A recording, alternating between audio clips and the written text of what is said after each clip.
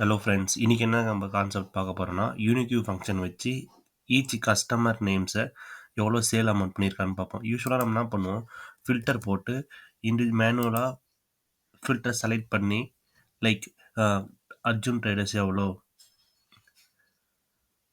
So filter apply பண்ணி like Arjun traders எவ்வளோ அப்படின்னு அர்ஜுன் ட்ரேடர்ஸ் எவ்வளோ நம்ம செக் பண்ணுவோம். பட் இது வந்து ஸ்மால் டேட்டா செட்டுக்கு வந்து யூஸ்ஃபுல்லாக இருக்கும். பட் லார்ஜ் டேட்டா செட் அப்போ நமக்கு கஷ்டமாக இருக்கும். ஸோ அதுக்காக நான் ஒரு சிம்பிள் டிப் சொல்கிறேன். 100 days 100 Excel challenge day 30. So first என்ன பண்ணணும்னா, நம்ம இதை டேபிள் ஃபார்மேட்டாக மாற்றணும். ஸோ கண்ட்ரோல் T கொடுங்க.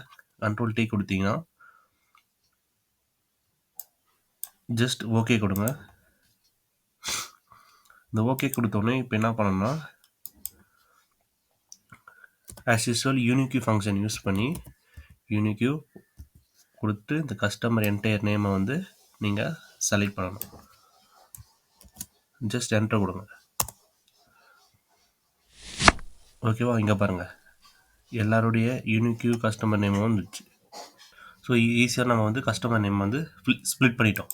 நெக்ஸ்ட் பார்த்தீங்கன்னா, எப்படி வந்து அர்ஜுன் ட்ரேடர்ஸோட சேல் அமௌண்ட்டை கண்டுபிடிக்கிறதுன்ட்டு. ஸோ இங்கே ஒரு ஃபங்க்ஷன் யூஸ் பண்ணேன்னா equal to some if okay இந்த கஸ்டமர் நேம் என்டையர் காலமை ரேஞ்சை நம்ம செலக்ட் பண்ணிக்கணும், கம்மா இந்த கஸ்டமர் நேம் நம்ம யூனிக்யூ ஃபங்க்ஷன் போட்டு ரெடி பண்ண பார்த்தீங்களா, அதையும் நீங்கள் செலக்ட் பண்ணிக்கணும், கம்மா சேல் அமௌண்ட்டை வந்து நம்ம ஃபுல்லாக அந்த ரேஞ்ச் வரையும் செலக்ட் பண்ணிவிட்டு ப்ராக்கெட்டை க்ளோஸ் பண்ணிடணும்.